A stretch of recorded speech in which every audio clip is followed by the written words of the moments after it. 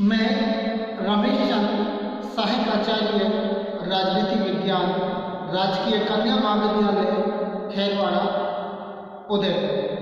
आज अपना टॉपिक है मनु, और मनु में हम राजकीय कार्यों के ऊपर अध्ययन करेंगे। मनु के राज्य के कार्य। इसमें पहला इसका कार्य है प्रजा रक्षा। जैसा कि राज्य का प्रमुख जो कार्य उन्होंने बतलाया है कि प्रजा की सुरक्षा या जनता की रक्षा राज्य का या राजा का प्रमुख कार्य है। जैसा कि मनु ने स्पष्ट किया है मनुस्मृति में, जो राजा की उत्पत्ति हुई है वो मत्स्य न्याय को समाप्त करने के लिए हुई है। मत्स्य जो न्याय, क्योंकि मत्स्य न्याय में हम कह सकते हैं वही व्यक्ति जीवित रह सकता है जो आर्थिक रूप से या शारीरिक रूप से या सामाजिक रूप से शक्तिशाली हो।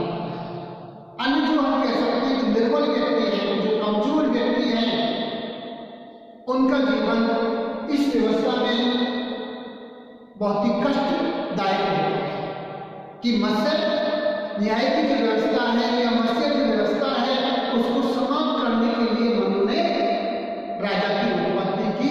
तो राजा का प्रमुख जो कार्य है वो प्रजा की सभी दृष्टि से सुरक्षा करना। यह समाज कंटक होते हैं जिनसे कि हम कह सकते हैं कि अन्य लोग जिनसे भयभीत होते हैं, उनसे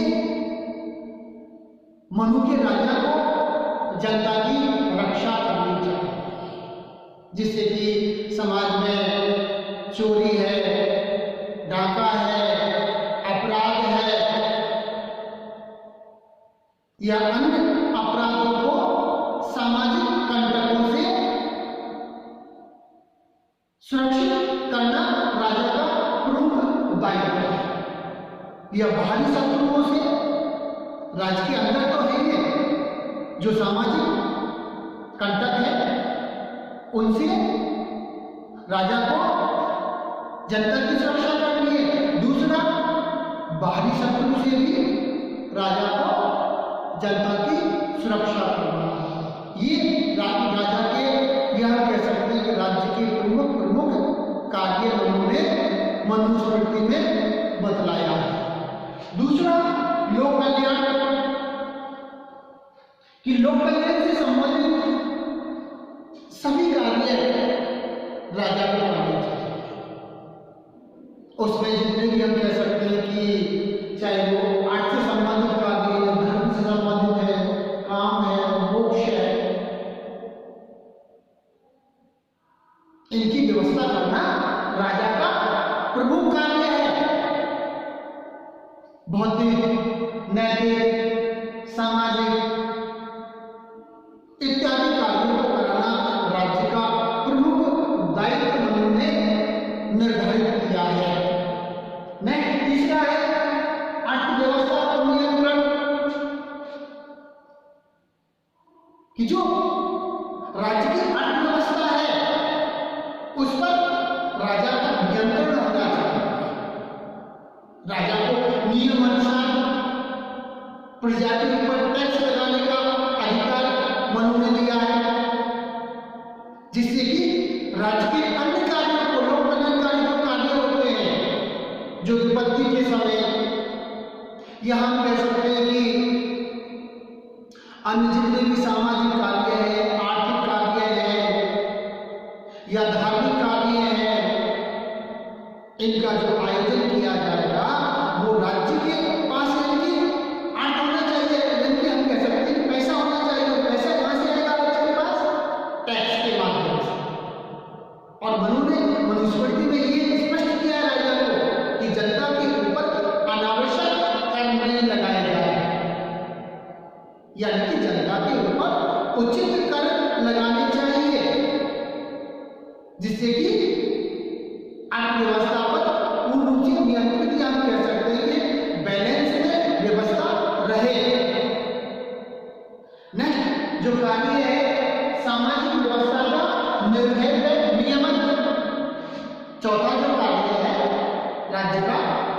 सामाजिक व्यवस्था का निर्माण व नियमन, कि मनु ने समाज को 4 वर्णों में विभाजित किया है और चारों वर्णों के अपने अपने कार्य हैं या उनके हम कह सकते हैं कर्तव्य हैं।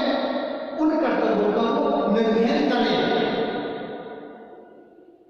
तो इससे हम कह सकते हैं कि जो समाज में जो व्यवस्था रहेगी वो बैलेंस में रहेगी, संतुलन में रहेगी।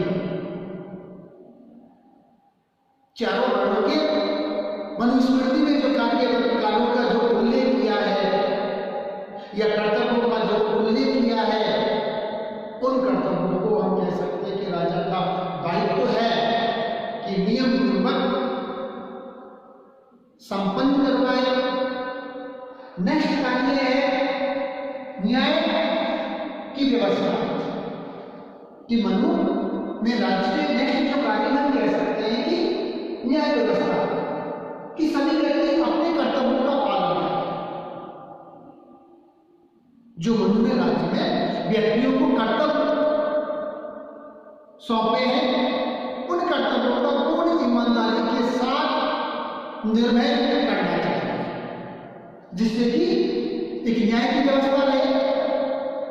अगर प्रत्येक व्यक्ति को जो कार्य सौंपा गया है, वो व्यक्ति अगर अपने कार्य को पूर्ण निष्ठा से करता है, ईमानदारी से करता है और दूसरे के कार्य में इंटरफेयर नहीं करता है, तो उस व्यवस्था में हम कह सकते हैं किसी भी तरह की समस्याएं नहीं होंगी। क्योंकि समस्या की जो जड़ है कि हम दूसरे कार्य में इंटरफेयर करते हैं, तो फिर सामाजिक समस्याएं या न्याय की आवश्यकता पड़ती है। प्रत्येक व्यक्ति इस तरह से कार्य का निर्वहन करेगा जिससे कि दूसरे वर्ग को कोई या दूसरे व्यक्ति को कोई भी क्षति या कष्ट नहीं पहुंचे, तो वो हम कह सकते हैं कि श्रेष्ठ न्याय व्यवस्था होगी। नेक्स्ट है प्रशासनिक व्यवस्था का निर्माण, कि मनु ने हम कह सकते हैं कि राज्य के जितने भी जो कार्य हैं उनके संचालन के लिए कर्मचारी एवं अधिकारियों की नियुक्ति की जाती है और ये कर्मचारी और अधिकारी राज्य के संपूर्ण कार्यों को संचालित करते हैं या समय पर पूर्ण करते हैं, जिससे कि राज्य के अंदर किसी भी तरह की समस्याएं उत्पन्न नहीं हो।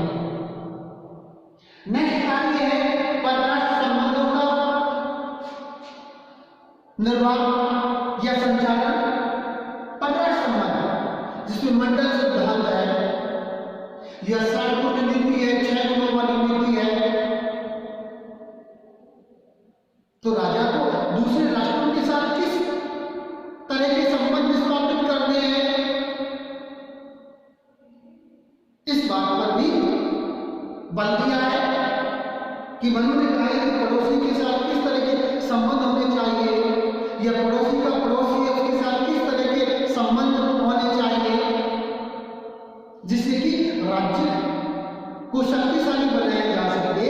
यह हम कह सकते हैं कि जो शत्रुओं से किस तरह से अपनी राज्य की सुरक्षा करनी है, वो मंडल सिद्धांत में हम उनका अध्ययन करेंगे। नेक्स्ट टॉपिक जो हमारा होगा वो मंडल सिद्धांत या सार्वभौम जो नीति है, 6 गुणों वाली नीति, उसमें अपने राष्ट्र को दूसरे राष्ट्रों के साथ किस तरह की नीति अपनानी चाहिए।